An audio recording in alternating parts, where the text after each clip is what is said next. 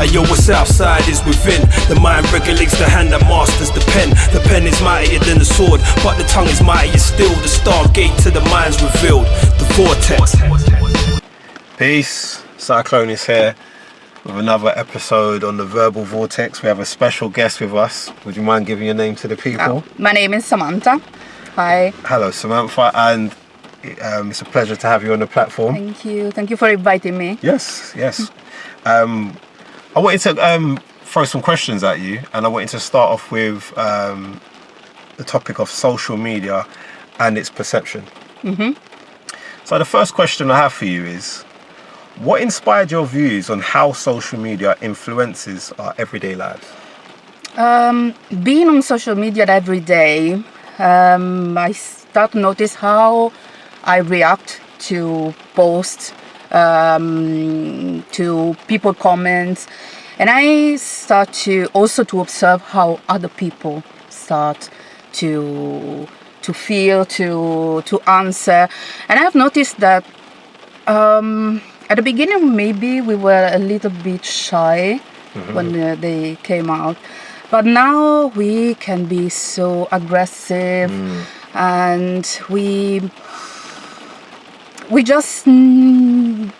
just think we know the truth, and we just give our opinion without reading or listening to others. And I think that this is the way social media are built, because they give you a statement or a picture or a news, a short one, without explanation most of the time, because people don't read long articles usually. And we reply in the same way, just short answer. This is my opinion, I said it, that's it. So I'm curious about that, and also about what kind of emotions it take out from us. Right. In what ways do you think social media sets unrealistic standards, particularly regarding beauty and lifestyle? Or we can all see videos and pictures about people looking flawless, they're beautiful, they're fit, they're perfect. And we already had this problem with TV in the past, but now with social media I think it's a bit worse, because it's a constant posting, constant posts about being perfect, that we start thinking, we already think we're not perfect. We already think there's something wrong with us. But with social media, it's like they remind you every day, and you see, I don't look like her, I'm wrong, and I need to do anything to be like that. And also, it's about lifestyle lately. Right. Yeah. You can see these heat girls, I don't know how they call.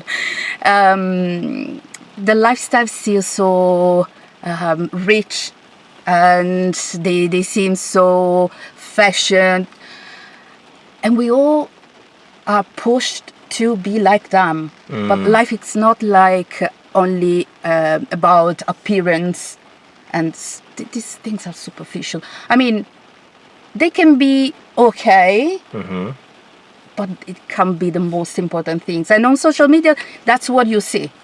Yeah. In my opinion.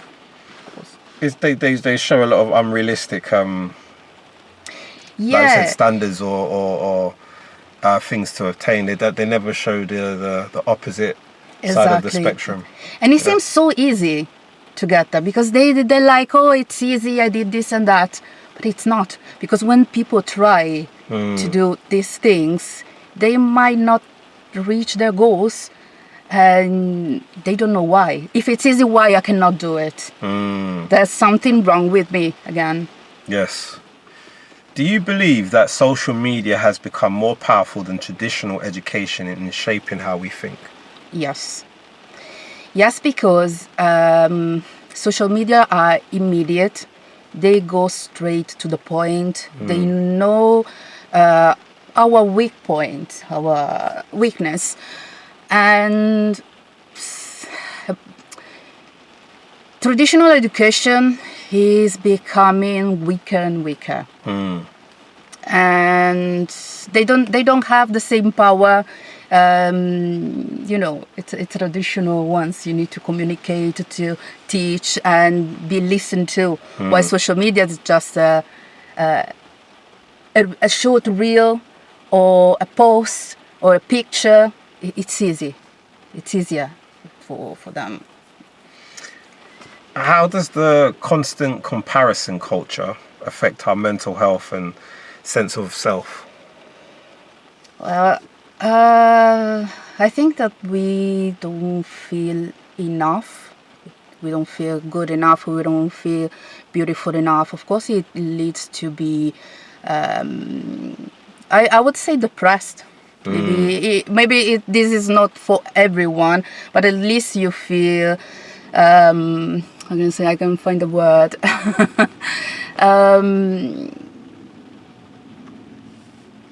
You're not confident. You lose your confidence. Right. You lose your confidence. You try to fit. You try to reach that goal that it's not yours. It's not personal. It's a general goal. Right. Do you know what? Just off of what I've got my questions based here. Do you is this something that you do see in everyday life? You see, like obviously once we're locked into our phones and we're picking up this unrealistic lifestyle. When you look around you, do you see a lot of people trying to obtain that, and then maybe they don't obtain that, and then they fall into this sense of depression or something like that?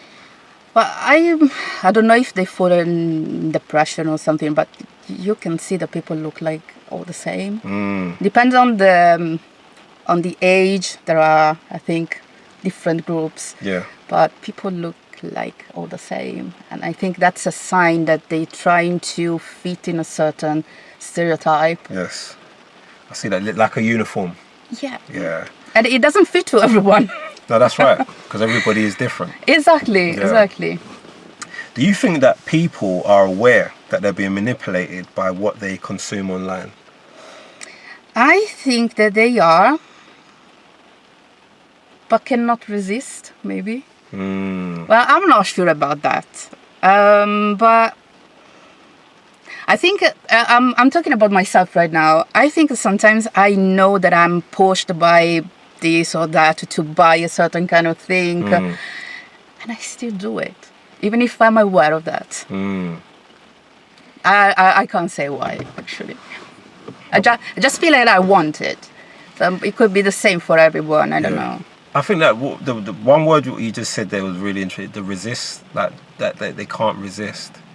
And I do find that a lot of people can't resist. It's even little things like having the phone. If you like, when I'm on the train or if I'm commuting somewhere and I see everybody has this phone, and a lot of people they go, oh, I'm not on the phone that much, but they can't resist. You know what I mean? Putting it down. Exactly. So they need the screen.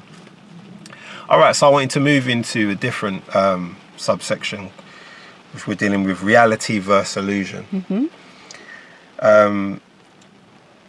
In our brief conversation and what you wrote out to me before, you mentioned social media twists reality. What are some examples where you've seen this play out? For example, when social media represent reality, of course, with videos, they can, or even with articles, written articles, you can just adjust the reality. But also you can see, talking about this word in Palestine, they're twisting it so bad. You don't know what the truth is. And for, I don't know how long, but for a period, it was like this war seems not that real. I don't know why. And it looks like nobody cared about it. But at one point I found out that many people were starting protesting, but they weren't visible. So social media can hide what they don't like. Right. Easier to control. It's easy to control because they're private companies. How do you think we can help people reconnect with real life outside of digital platforms? I think we need places like to gather together. We used to do it long time ago. Now it's not possible anymore. We have internet rooms, so social media right now. But yeah, at school, in school, I think we need to reshape school and the educational system, because that's the place where young minds can be taught to think, to relate to others, and to relate to reality. Also because we are so trapped in our social media. But can you imagine younger people?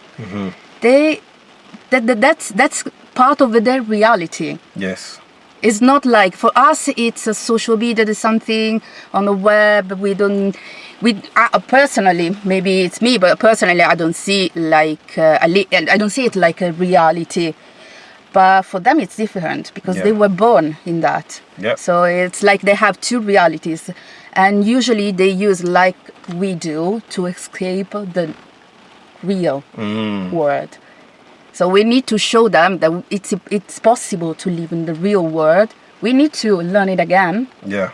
Because I can see myself, my generation, being constantly on their phone and try to escape reality, trying to look and see someone else. So yeah. Have you ever seen that film, The Lawnmower Man? No, I don't think so. It's an old film. Well, I mean old film. I think it was made in the 80s. I think when you get the chance, watch it. He had a fixation with playing this game, and in the game, this is what I think it was when they were just about to try and introduce being online, because you can play this game online. And when he started to play this game online, he started to become, how should I say it to you? His personality himself, he became larger than life. He became like the ruler in that realm. And I think I've watched it. Yeah, maybe I don't know the English title. Yeah. That's the problem. And I think people are kind of for instance, some of the new generation of children, they know nothing but the internet. Well, you got the generation, like my sort of generation, where we was outside. Yeah. We was always outside play. Like, for instance, if I was to say to my daughter, why don't you go outside and play? She'd be like, there's no one to go outside and play with. We was always outside. And I think, I don't know, there is a big difference in the sense of maybe our generation to the next generation. Very interesting. But do you believe the younger generation is more or less equipped to distinguish reality from illusion? I'm not sure about that, because I didn't have a conversation with young people about this. Right. So that would be the first step to understand them. But I believe that, as I said, they lived in two realities, so they can distinguish them. But yeah, I don't know if they're more equipped or not. Well, I would say that I think I reckon it comes to the individual. Maybe not so much the age, because you got people that's in our generation that mentally they just seem like they're very young and very naive, and then you got some younger ones who are very clued up and very tapped in. So it just becomes, I think it's the mindset, maybe how you see life. Again, there's some people that's young that are not really into social media. They're not really into, for instance, I came across a younger guy the other day where he was like, he doesn't have no social media. He's off the grid. Oh, wow. And that's kind of unheard of. And, so again, I think it comes down to the mindset. Yeah, I also think the families depends on the family and probably the environment. I'm talking about school not being really good, but it depends also which school, which teachers. Yeah, not everybody's the same. That's right. Okay, so I wanted to go into a next title, and this one is War, Politics, and Passive Consumption. You brought up war becoming an abstract event. Can you expand on what you meant by that? Well, the words that we have right now, they looks like they are, how's it called? The programs. They're not real. They're like, I forgot the word. How's it called? Like the Big Brother. Yeah, like a staged event. Exactly. Yeah. Because we're so used to spy on people in the house, on the beach, and look at them. Even the word is like, it seems like it's between one of those programs and a video game.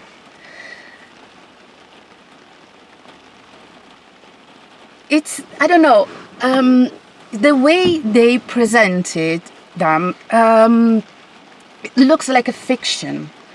So people is not really invested. And when they started to realize that that's real sufferance, real death, they started to feel anxious and rebel. But yeah, social media doing a good job to. Have you seen the? Probably you did. Those reels that Trump made about Gaza, about made it like.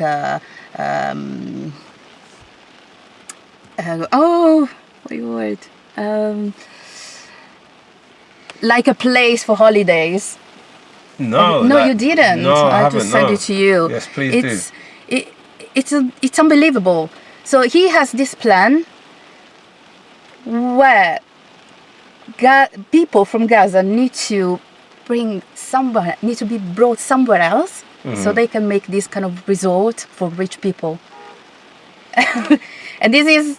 Oh yes, I have seen that where because he was talking about his plans and what he's going to do in that area, and it's very, very, very, very, very. I heard that Israel agree with this plan, but I don't know if they really agree. But they need an ally. So.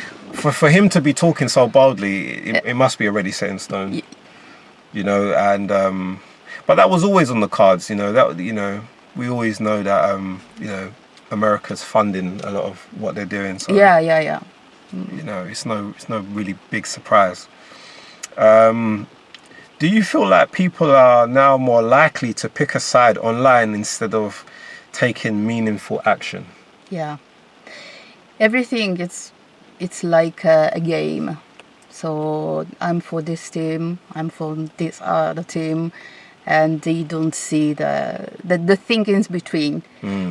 So I would say, yes, free Palestine, but let's try. It's more complicated than that. And even in other kind of stuff, I mean, when it comes to war, you cannot say just on this side or on the other side, especially if you're not from that country or those countries. You need to understand what's going on, what's the history, what the two parts are asking. And of course, I'm against war, but I won't just pick a side with a flag and not giving an explanation. But I can see people just say, no, this is the right side, no, this other one is the right side. And they fight without have a conversation, without talking about the real problems. It's not just taking a side. Yeah. It's having complete understanding and being cognitive in what's going on. Yeah, exactly. What do you think are the dangers of treating real-world tragedies like entertainment? Sorry, say again. What's your thoughts on, the dangers of treating the real-world tragedies like the wars that we're talking about and all this social media stuff, like entertainment? Yeah. So we lose our empathetic being. We stop to understand, we stop to feel, and that's scary. That's scary because you don't feel for them, they're far away, and you start not feeling for people around you, but the people just starting doing that. The individualism is becoming too, I would say too far, it's going too far, because we don't care about our community. It's just only about me. Am I okay? Am I right or in place? Am I safe? Okay, I don't care about others. Yeah. But the problem with this is that those are having problem, but with time you're gonna have problems. Because if you don't help others, if you don't understand others, others won't understand you or help you. Yeah. Yes, I totally agree with that. Moving to our next topic, which is participation and protest. Why do you think people today are hesitant or unsure of how to protest or take a stand? I think because first we don't have this sense of community. So am I being the only one going there? Who's gonna be in there? Then will be dangerous. Because right now, at the moment, police in all Europe and every country, not only in Europe, are being violent towards protesters. And yeah, and also I think it's people is unsure if make that step or not. Should I invest that much for others? I heard you mention community a few times. Is community that much so important for you? Yes. And by community, I mean, it could be like any kind of group. It can be my community that's college, my community at home, my community, my friends, my neighborhood, you know. So would you say that community, like, is missing, like, because they would say there is communities, but again, I think most people would associate that with being online. Would you say the communities been missing in the real world? Yes. Sorry, I'm an old woman.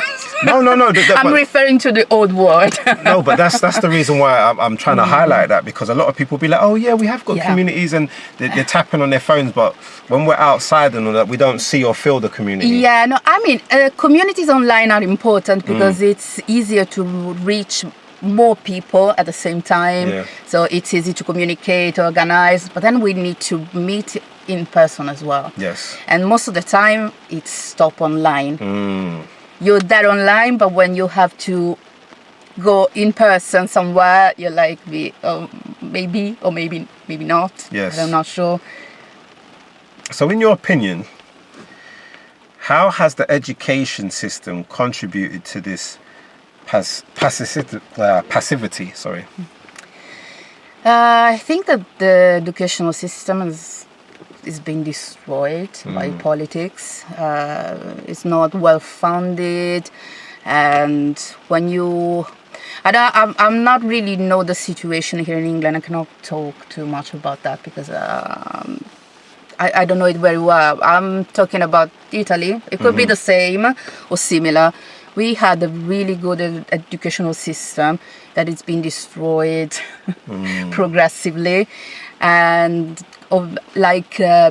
overcrowded classrooms, teacher overwhelmed by the ton of work that I have to face, and how can you work well in this condition? They're not paid well. Their job is unstable. They don't know if after 3 months they will have a job again or not. So in these conditions, there are good teachers, and I'm sure of that. They can still do a good job. But most of them cannot really work with this anxiety and this amount of work and responsibility with a class full of kids or teenagers. And how can you teach them properly? And you will just follow your program. You don't go further. You don't have time or the your resources to answer to other kind of questions. But I remember that school when I didn't have always good teachers, but I have a couple of good ones who were always ready to answer your questions, even on different topics, not only on your subject. Yeah. You know. Well, I'll say that it sounds very similar to what it's like over here when it comes to the educational system, for what you just said there. So it's quite interesting, and I find that majority of the reason why it's like that over here is to do with like the funding. Like there's not enough funding going into it. Lack of resources. Yeah. You know. What would meaningful participation look like in today's society? Meaningful participation. I don't know how to answer to this question. Well, like meaning participation in all the stuff that we've been speaking about. What could people be doing to make an effective change? What we could do. Or a contribution or whatever. Talking and explain our point of view, like we're doing today. But also listen to the professional ones, different opinions. Now what I've noticed, especially on social media, is that I get on my feed only people that I agree with most of the time, or someone who I completely disagree with. I like to have more options and listen to many different opinions. So that would be a start. So we could do that. A good start. Yeah. All right, so we're going to move into a next set of categories, which is rights, deprivation, and systemic issues.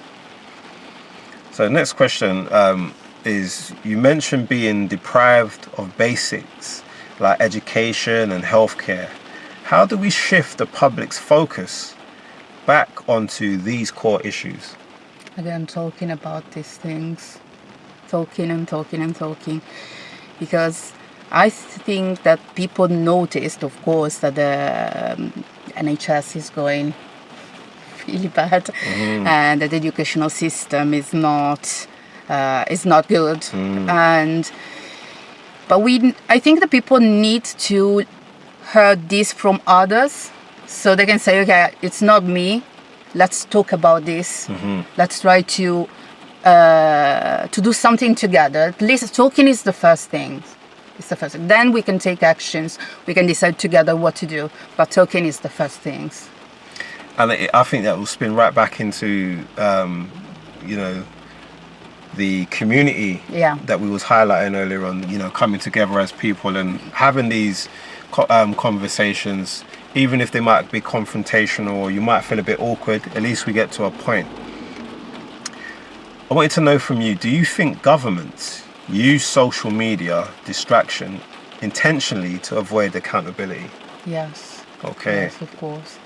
They can say anything they want, and they denied constantly they did it, and then they distract you with other things on social media, posting different kind of things pointed at another problem that they have created, but they of course tell you that someone else is guilty of that.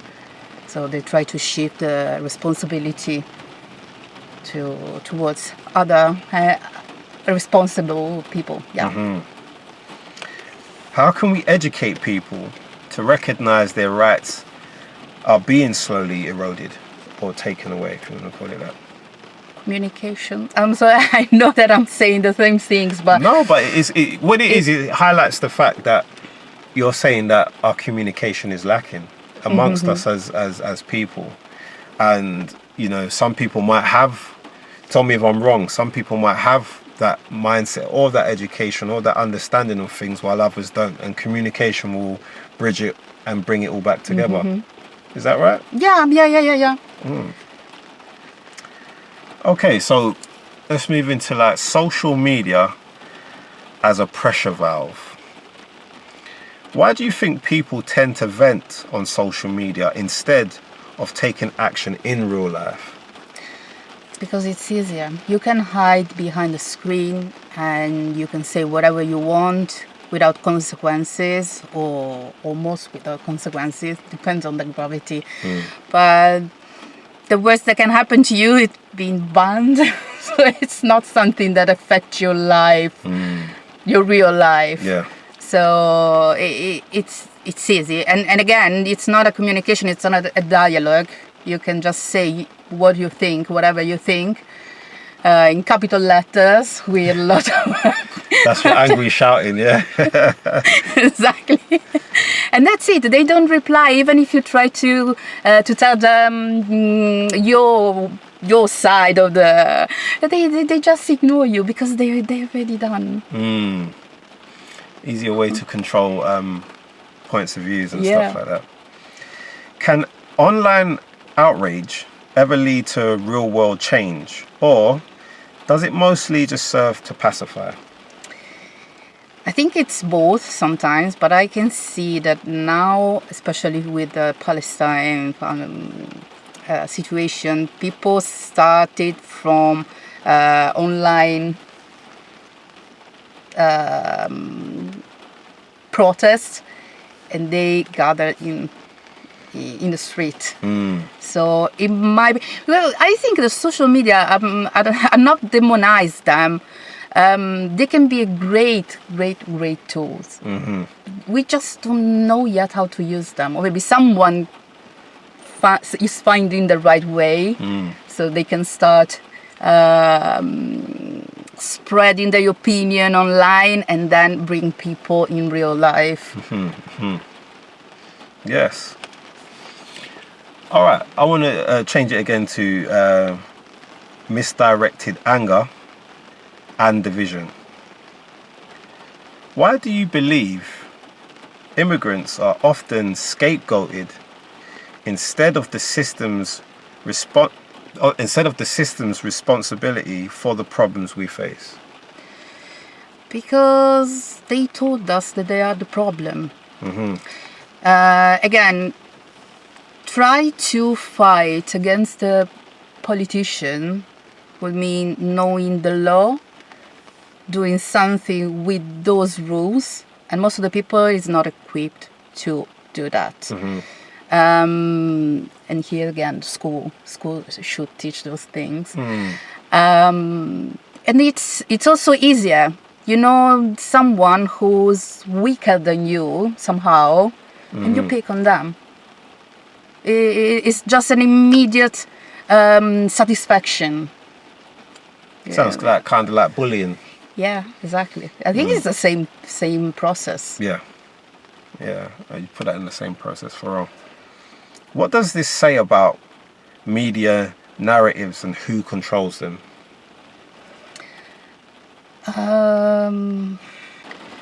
Well, they're playing the political game of the the political establishment at the of the moment. And so, as a social media can be manipulated by politics, of course, if they want to be lifted by that responsibilities, they have to point at someone else. Yeah. And social media are so easy to manipulate and direct it. You know what, I see like a lot of it like social media is like a funnel to each person. So, you know, and then when you're having these medias or these big conglomerates who control the medias where you're getting information from, it's easy to funnel that or send that dialogue or that state of mindset to each individual through those funnels. That's how I see these things. And again, if a lot of people are not aware of manipulation tactics and stuff, you just take everything as face value. I wanted to ask you, how can we better educate the public on the true source of economic and social pressures? Again, I think I'm repeating myself, but it starts talking. It starts all everything we're talking, saying our side, express our opinion, and try to be listened. That's it. That's the difficult part. Be listened to, Because usually people, if they already have their opinion and they try to be closed. And would you say that when it comes to us having these discussions, like you said, talking, before we go and talk to any politician or to anybody of any stature in society, that we need to have these conversations between ourselves and try to get an understanding that if you was to go and bring your thoughts and feelings to, government or maybe a mayor or whoever, that we're all on the same page as a people. Yeah, I think that it should start from the community, from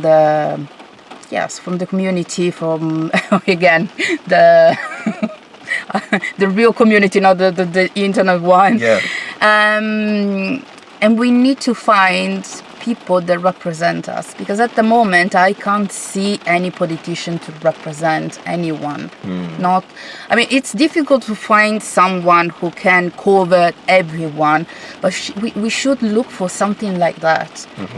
We don't, I don't know you, but I don't see anyone represent me at the moment, or what I would like for this world.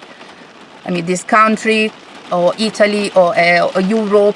I can't see a leader or a political party who really represents the needs of the population. Okay, so you basically they're just you feel like there's not a connection between you and them, and they're more there for themselves. Yeah, and that's why people don't trust them, and people don't go to vote, and things never change, because it's like we are two different worlds. So we're separated. That's why I wanted to go into this this next subtopic, and this is the last few questions, and this is on solutions and hope.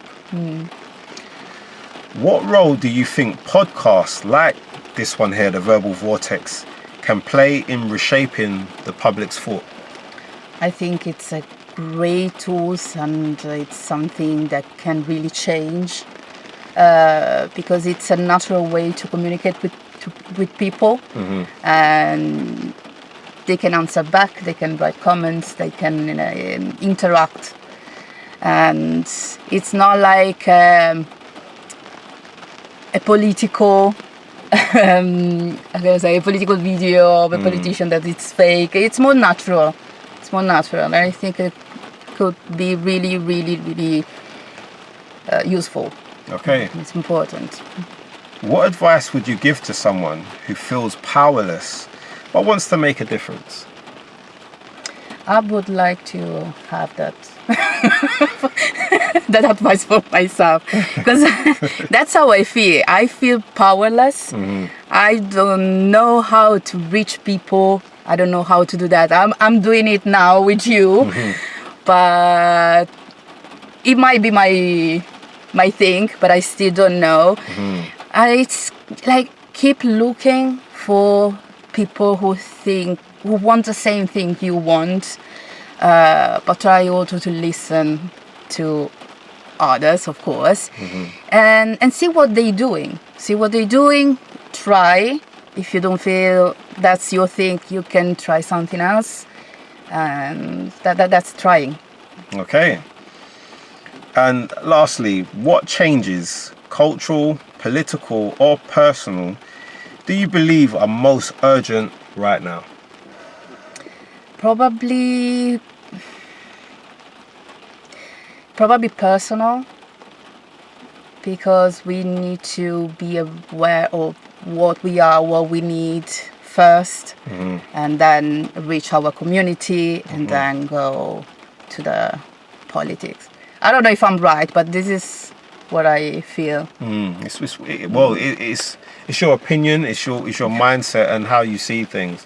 I would say that I think personal insight would be key first. Like you said, to understand self, to see where you fit and feel in this realm, in this spectrum, and then you can go on to bigger and better things. Yeah.